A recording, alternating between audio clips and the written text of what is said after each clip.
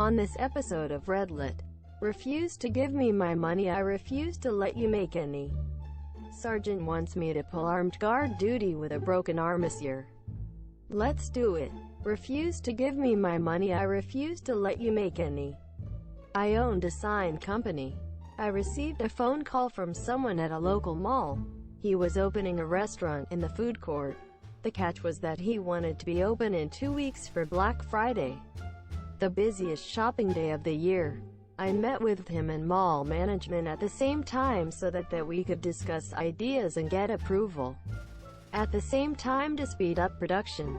Got everything okayed from his big, overhead backlit menu sign, smaller signs on both walls, and signs for both registers.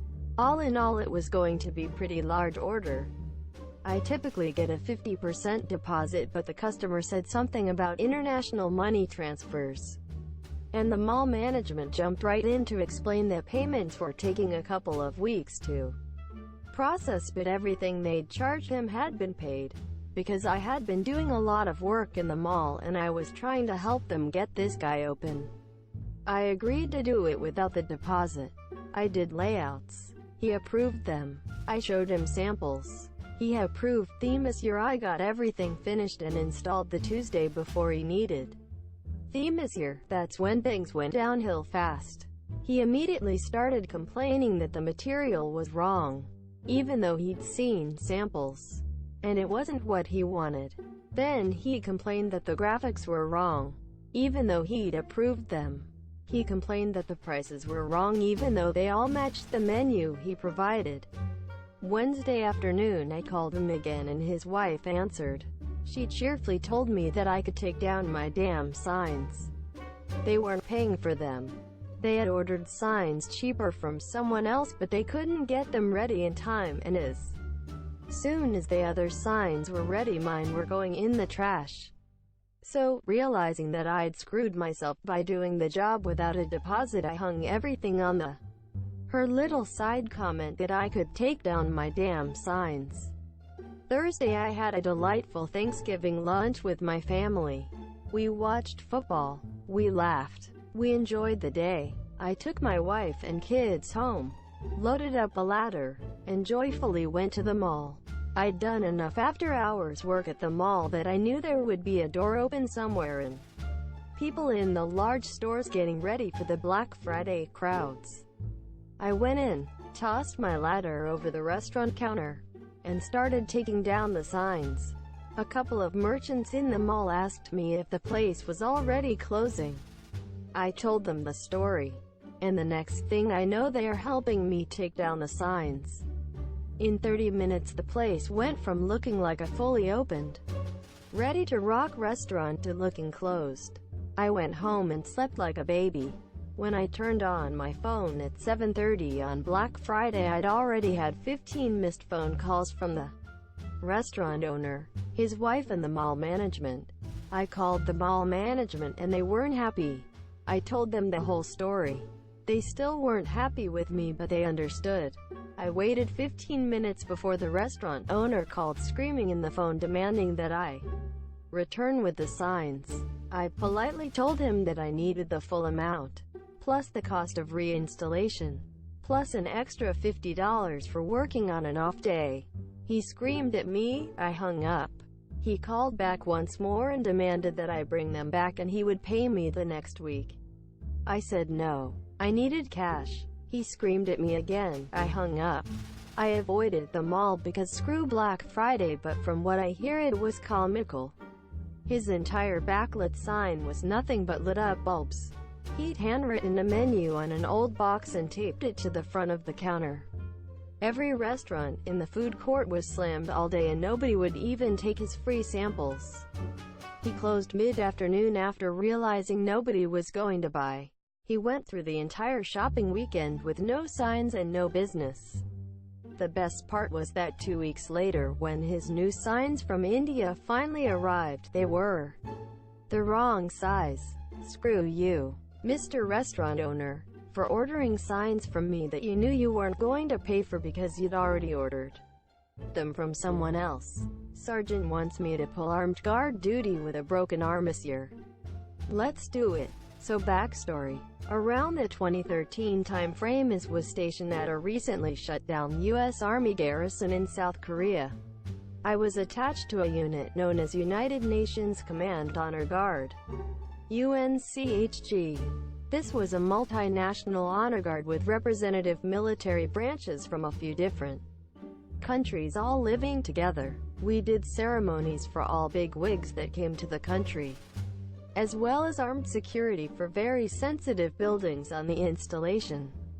Those of us in the U.S. Army along with our South Korea counterparts were solely responsible for the guard work. I will refrain from using certain buildings by name, as they were highly sensitive buildings requiring a lot of security.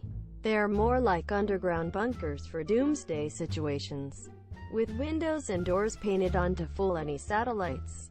This is where my story begins. I had broken my hand and arm shortly after arriving in Korea through faults of my own. I was in a hard cast and was deemed unable to perform armed guard or ceremonies until I healed. So I primarily ran radio checks and did patrolling rounds to catch anyone sleeping on duty. On this particular day I was supposed to be off duty, but I was awoken by the sergeant of the guard, who was also my squad leader.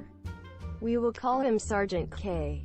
He had an M9 with 2 mags and a pistol belt in hand. Before I can muster the words to explain I'm off, I'm informed that there is someone special in town and we must up the guards count. I tried to explain there is no way in hell I can safely pull armed guard duty with a broken shooting hand and arm. At this point, I was technically considered unqualified for the M9 since I hadn't been to the shooting range for it in months. He tells me, just take it and go by the book.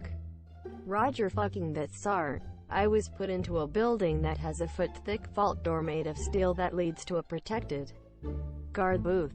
There is another door of equal size that leads to stairs that go to an underground tunnel that leads to a network of conference rooms as well as a large command hub.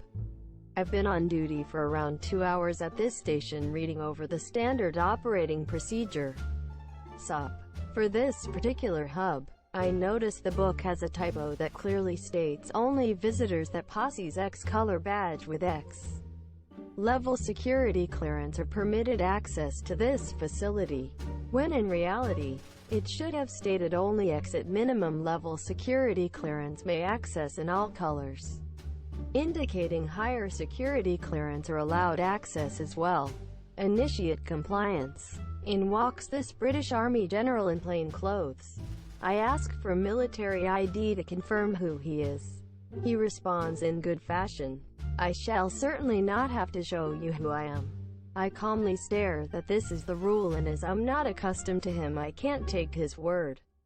He finally shows me his access badge, which unfortunately for him is the highest level he's able to get. I show him the book and clearly point he can't access this facility unless he only has X clearance, and no higher. The look on his face was almost too much to keep from laughing and breaking composure. He turns brightly red and walks out. I'm sure thinking I'm dim-witted. 10 minutes later I have a royalty pissed off Sergeant First Class E7, pounding his fist on my ballistic glass window. He is screaming, open the goddamn door, specialist, before I skull drag you through this window. Now, I've met this man before, and he's typically a nice guy and helpful. But he's just found out I refused the British Army envoy access to the command meeting. This particular sergeant is the paper jockey for the 4-star general of the entire Korean peninsula and Asian theater. He has been sent by the general's orders to adjust me. I asked to see this sergeant's security access before I open the door to get skull dragged.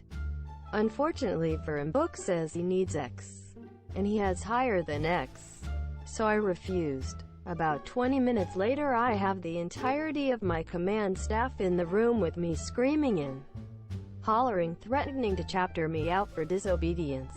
I calmly ask to explain my actions and the circumstances. The sergeant from earlier arrives just in time for the explanation. He is still beet red and fuming to high hell. I open the book and point at it, and tell them I went by the book as ordered to by Sergeant K. And the book states that only X was allowed. And as stupid and ridiculous as it sounded, the book says anyone with a higher clearance was no authorized. The looks around this tiny room are of hysteria and defeat. The first one to laugh is this pissed-off sergeant from earlier who took the book and trashed it in the burn box and walked out. My CO and XO in place spent that night typing a new SOP for all GUT stations. And Sergeant K was confined to pulling 24 hours guard shifts every other day for the week as punishment for making an unqualified and physically incapable shooter pull an armed guard shift. And I was exempted from guard duty until the cast came off. TL. Doctor, Sergeant made me pull guard shift with broken arm and hand. Tells me to follow the book. I took that literally. Pissed off, the US and British Army had the book changed, and got off guard duty until the cast came off.